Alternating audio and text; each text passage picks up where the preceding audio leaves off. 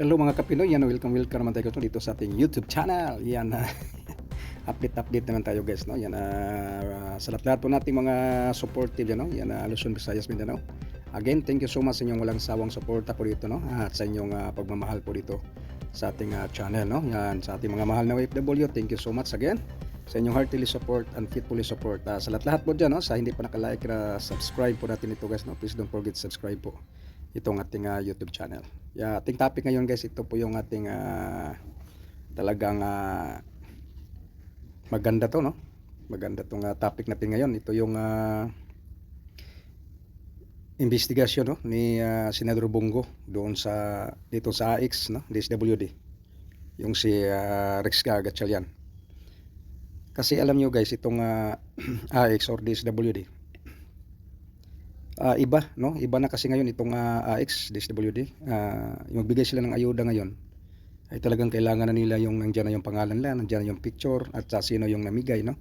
Yun na po yun ang pamamahala, ang style at diskarte dito ng AX. Yun na po ang ginagamit nilang DSWD. Ito po ngayon ginagamit nilang magbigay sila ng ayuda. May kapalit po na suporta o para mabilib o magustuhan kayo ng tao, no? Yun na po yun ang style ngayon, itong ayuda sa DSWD. Ang layo ng unang mga administrasyon. Ng unang administrasyon wala pong kung magbigay-bigay, wala pong nakalagay ng mga picture diyan, wala pong nakapalagay ng pangalan kung sino yung nabigay ng ayuda. Ito po yun ang isa na nabiliban ko dito kay Senador Bongo. Alam nyo, ako bilib ko to Senador Bongo ay talagang makatao, mahirap, makabayan. Ito po yung gusto ko kay Senador Bongo. Dahil tahimik lang siya, pero alam nyo, ngayon hindi na niya kaya magtahimik. Talagang ay banatan, no? Talagang ito siya, pag makita mo talaga na yung isang itong isang department ng ating gobyerno, ito yung DSWD, ay gagamitin na po sa politika, ay hindi na po maganda.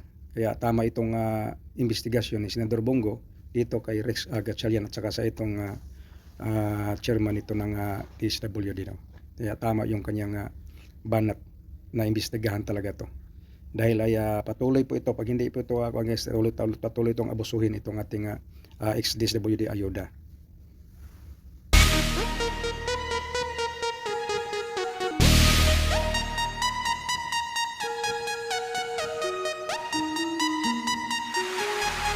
Bagong Pilipinas, kapal ng mukha, dami ng gutom at natulala.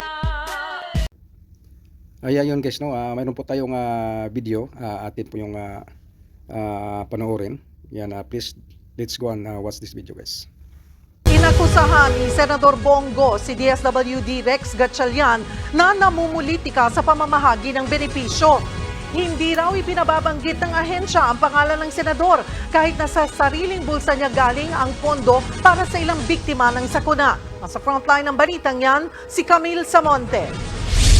Naglabas ng sama ng loob si Senator Bongo sa pagdinig ng Senado kaugnay ng pamamahagi ng ilang benepisyo ng DSWD. Nakarating daw sa Senador ang direktiba ng DSWD na huwag banggitin ang kanyang pangalan nang mag-sponsor siya sa pamimigay ng Assistance to Individuals in Crisis Situation o AIC sa Alaminos, Pangasinan. Ayuda ito para sa mga biktima ng kalamidad at sariling pondo raw ni Go ang inilabas niya. Specific po ang pagbabawal ng pangalan ko. Hindi nyo na kailangan banggitin ang pangalan ko, pero sana naman, maging pantay naman kayo. Kung yung ibang pangalan pwedeng banggitin. Pinagbawalan din daw siyang sumama sa pamimigay ng AICS payout. Pero kapag ibang senador daw, pinapayagan. Bakit si Senator Amy, our chairperson, pwede pumunta? Hindi naman kailangan banggitin ang pangalan namin, pero wag nyo naman sanang ipagbawal na banggitin. Wag nyo naman sanang ipagkait na kung meron po akong gustong dalahin sa natulong sa kanila. Itinanggi ng isang opisyal ng DSWD na may nag-utos sa kanilang itago ang pangalan ni Senator Go sa pamimigay ng ayuda. Wala naman pong explicit na instruction na pagbawalan. Pero po sa akin, dahil po kami po ay nagbibigay po ng ating programa, I think it's best not to mention. Otherwise, baka po kasi kami Ma'am, specific po pagsabihan. ang Pinuna rin ni Go ang ilang buwang delay sa AIX payout sa ilang probinsya. Pero nang magpunta raw mismo si DSWD Secretary Rex Gatchalian sa Mindanao, agad-agad na na-release ang benepisyo. Giit ni Go, baka sadyang iniipit ni Gatchalian ang payout para magamit sa politika. Ibig sabihin, pag kayo ang pumunta, pwede nyo palang doblehin. Hindi ba ito na nagagamit sa politika ninyo? Itinanggi naman niya ni Gatchalian. I am not using the office for my politics, and I categorically state that I am not running for any position this coming election. That's for the record. Kailang election? This election, I'm not running for any public office this coming election. 2025. Yes. But I'm not running for this coming election. It's a first time in 2025. 18 years. How about 2028? Kaya yun po guys, no? Yun po ang sagutan yan guys sa Senado.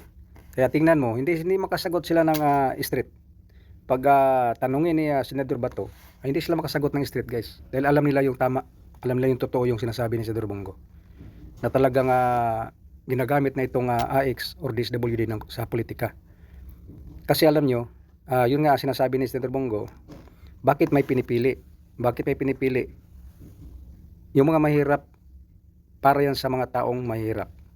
Yung AX or DSWD, yung ayuda. Tapos ngayon ang bakit ayaw? Bakit ayaw nating ibigay, di ba? Tama naman, bakit ayaw nating ibigay? Bakit kailangan pang pahirapan yung mga mahirap nating Pilipino? Taong bayan yan. Taong bayan at saka pira ng kuan yan, ng mga Pilipino yan. Kaya bakit pahirapan pa natin, no? Kaya para naman ayuda talaga yan, budget para ayuda naman talaga yan. At tapos ngayon gagamitin pa, oh. Tingnan nyo, gagamitin pa nila sa pampolitika nila. Kaya tama yung ginagawa ni Senador Bongo na talagang buti maaga na kuha niya ito, no? Kasi talagang kawawa itong mga ating kababayang Pilipino. Ito ay para sa kanila, tapos ngayon ay pinapahirapan pa. Portuguese talaga itong mga kuwanto, mga nasa kuha natin ngayon, no? Talagang mas lalo tayong kinakawawa itong mga Pilipino, no? Pira ng taong bayan yan, ibigay nyo yan, no? Kasi para sa kanila yan, para sa mga, huwag nyong paluhain pa yung mga gutom na gutom yung mga tao nating Pilipino dyan, mga kababayan natin. Umihilam na yung kailang sikmura, gutom na yan, tapos pahirapan pa natin. Ako, grabe naman kayo dyan, no? Para sa mga Pilipino, ibigay yan. Alam nyo, hindi kasi ninyo naramdaman. Ito kasi ang problema natin. Ito kasi sila may mga pira eh. Mayaman kasi ito sila. Ang problema kasi dyan, ang kawawa, itong mga Pilipino, alam nyo, bawat kain, hinahanap pa yan nila kung saan sila makakuha ng kakainin. Kaya yun ang ilagay nyo sa isip nyo. Buti kayo dyan, kahit anong gusto nyo, pwede nyo kakainin. Itong mga mahirap, minsan wala pang kain. Minsan pa nga, hinahanap pa nyo kung anong yung kahit 1 kilo o 1/4 lang, basta may malugaw lang na makakain. Kaya yun ang kuha ninyo, yun ang ilagay sa utak ninyo. Pira ng taong bayan yan, ibigay ninyo yan. Kawawa na nga yung mga Pilipino natin, kababayan natin, mas lalo pang kinakawawa. Tapos ngayon, ang gagawin ninyo, iipitin pa ninyo, no? Hindi kayo naawa sa mga anak nila, yung mga bata. Minsan papasok ng paralan, walang kinakain. Kuluto yung tiyan, walang laman. Pumapasok ng pag-aaral. Hindi kasi nyo nararamdaman yan kasi sanay kayo sa buhay mayaman. Kaya yun po ang dapat isipin ninyo. Kung tatakbo naman kayo tatakbo naman kayo sa sunod na eleksyon, ay isipin ninyo na yun ang pagtakbo ninyo ay para sa tao. Para sa mamayan, para sa bayan. Hindi yung para sa sarili ninyo. Kasi kawawa po yun ang ating mga mamamayang Pilipino. Sila po ang apektado at sila po yung kawawa dito. Kasi hindi kasi ninyo naramdaman na kung minsan nga sila natutulog lang walang laman ang tiyan. Dahil wala po silang makakain. Tapos yan ay ayuda, AX, DSWD, para sa gobyerno, para yan sa gobyerno kanyan. Bigay yan. Tapos papahirapan pa ninyo yung Pilipino. Mas buti pa ngayong sigurong ibang mga lahi na kaintindi pa ng naawa pa sa kuha natin. Kayong nasa talagang kadugo nyo Pilipino, kapwa Pilipino ay talagang pahirapan pa ninyo. Tapos samantala yung mga bulsa nyo, puno yung mga bulsa nyo. Kung dito naman ito yung sasabihin ko sa inyo, masaya kayo dito, oo. Masaya kayo sa inyong ginagawa dito. Pero hintayin ninyo ang karma. Tingnan nyo ang karma niyan. Yung mga ginagawa ninyong panggigipit, yung ginagawa ninyong pagkukurap, tingnan nyo yan. Pira ng taong bayan yan. Kaya dito po ako guys, believe ako kay Senador Bongo. Noon pa. At saka ito kasi, ang kuhaan ko kay Senador Bongo, ay ito siya tahimik lang. Tahimik lang siya, pero ngayon hindi na niya kaya. Kaya tama yung naimbestigahan niya to. Kasi itong kung hindi ito naimbestigahan, ay talagang og na Bisaya paluo yung ating mga kababayang mahihirap. Kaya dito ako, sobrang believe talaga ako dito kaya Senador Bong. Kaya yun po guys ang ating komento at reaction po dito sa isyong ito. Kaya please naman po huwag niyong kalimutan i-like, i-share, and subscribe po natin itong channel na ito. Pinoy TV News para po sa inyo to guys. Thank you so much. Bye-bye and God bless you all.